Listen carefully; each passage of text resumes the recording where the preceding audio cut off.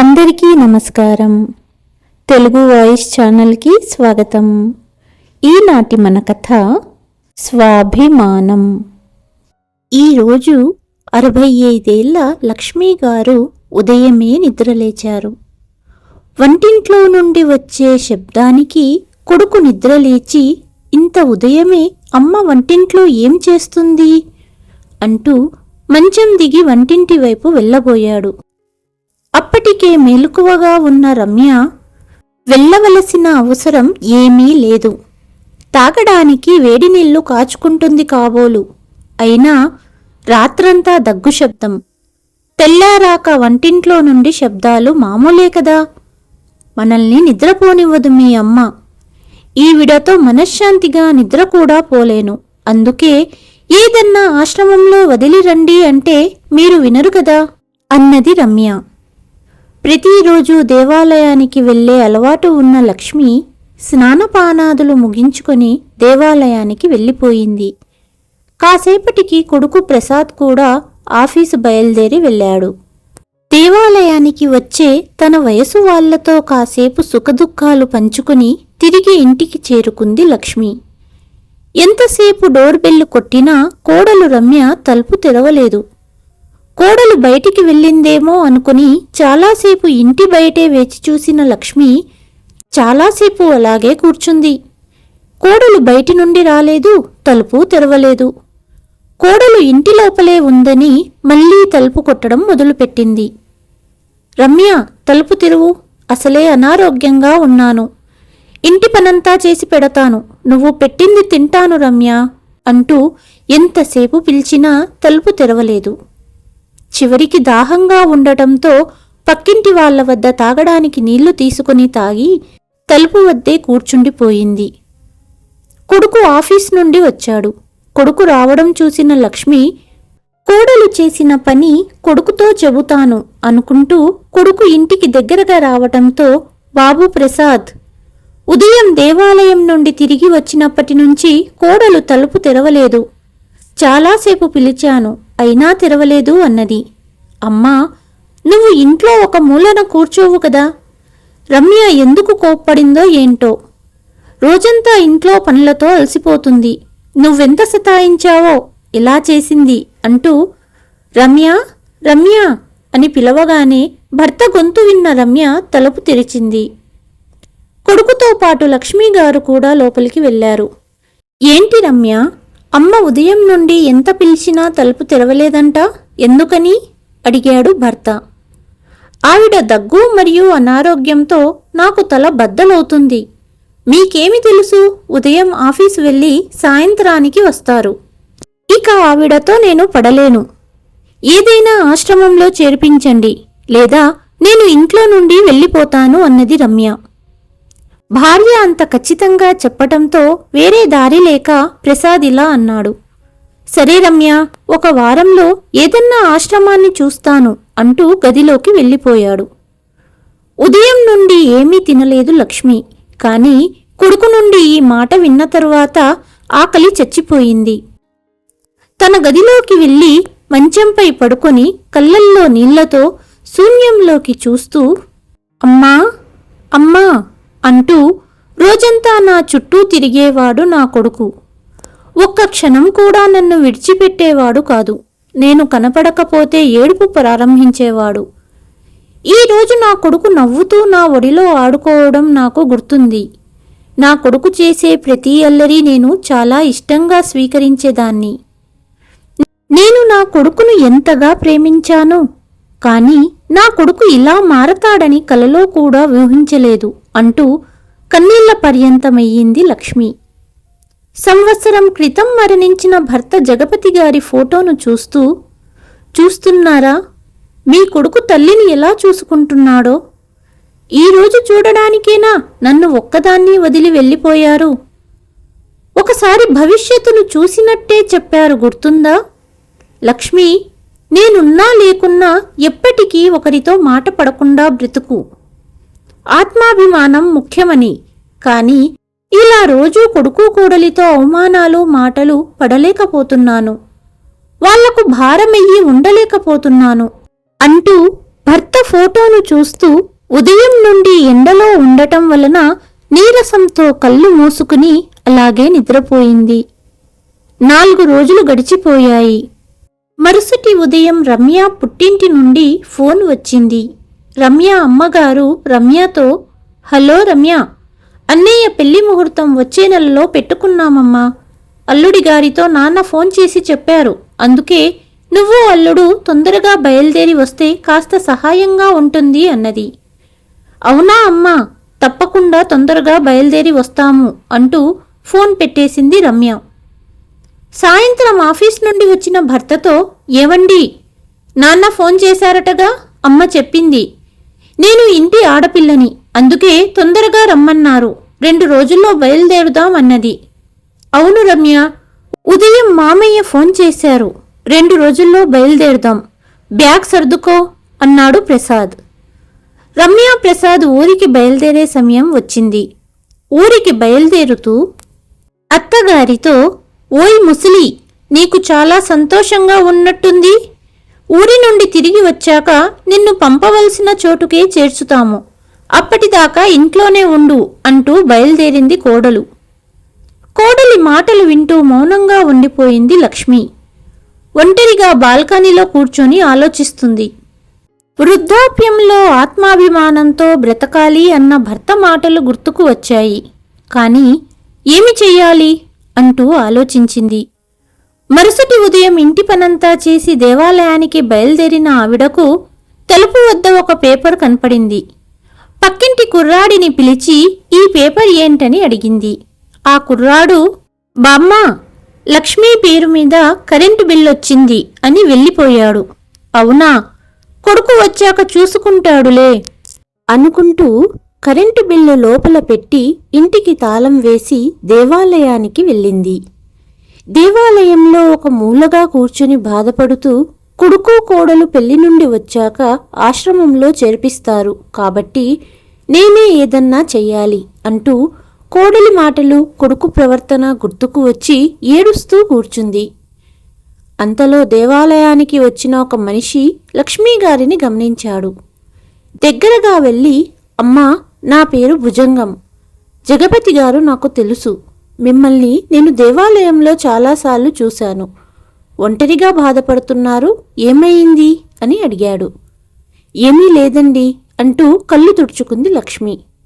చేతనైతే సహాయం చేస్తాను, పర్వాలేదమ్మా అనడంతో తన పరిస్థితి వివరించింది లక్ష్మి.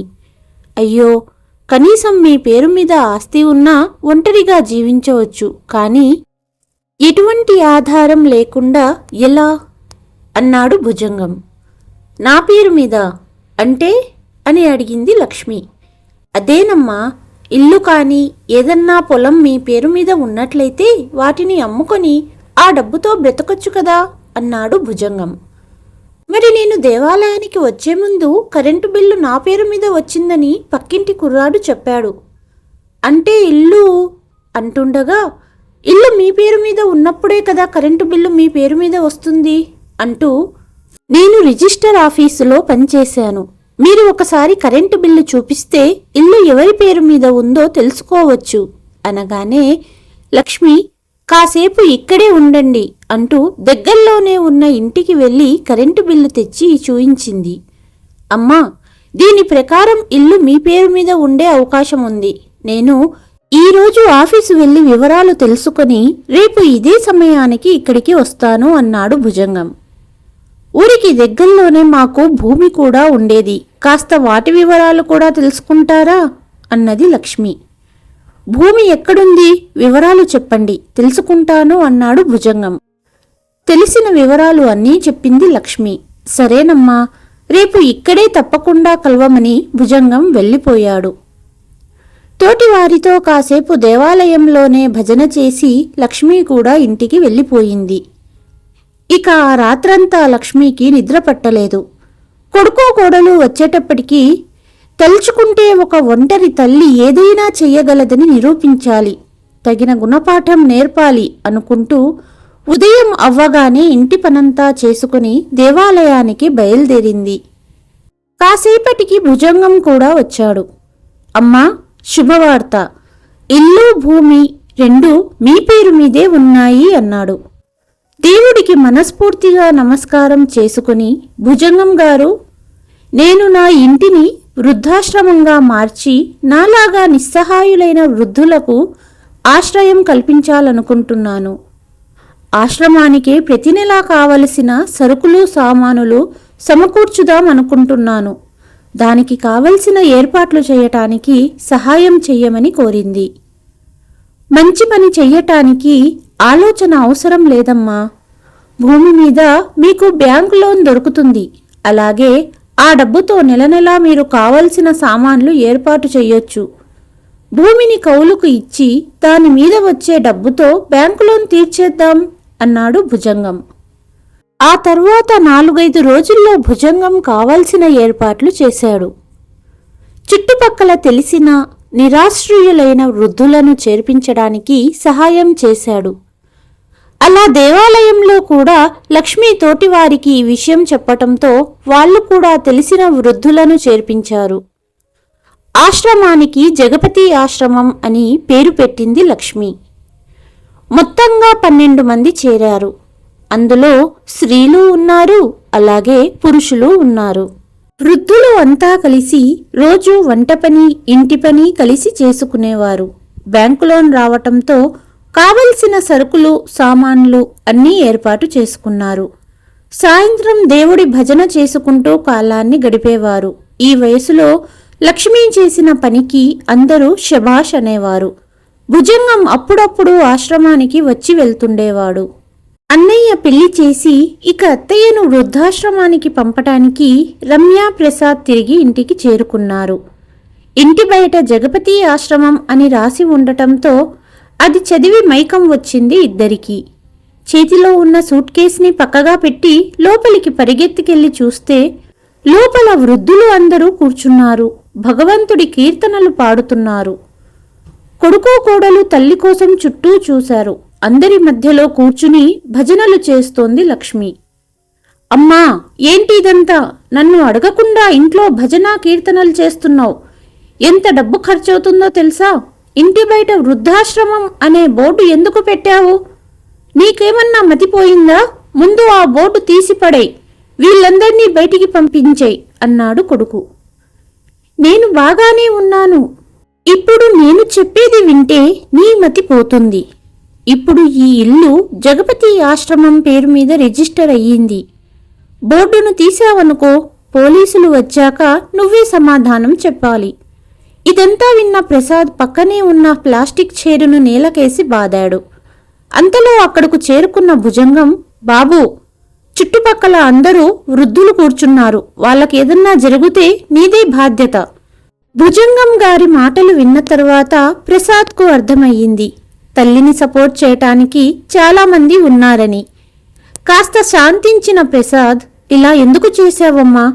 నా ఇంటిని వృద్ధాశ్రమంగా ఎందుకు మార్చావు? నా సామానులంతా బయట బాల్కనీలో పడేశావు. కన్న కొడుకుతో ఎవరైనా ఇలా చేస్తారా?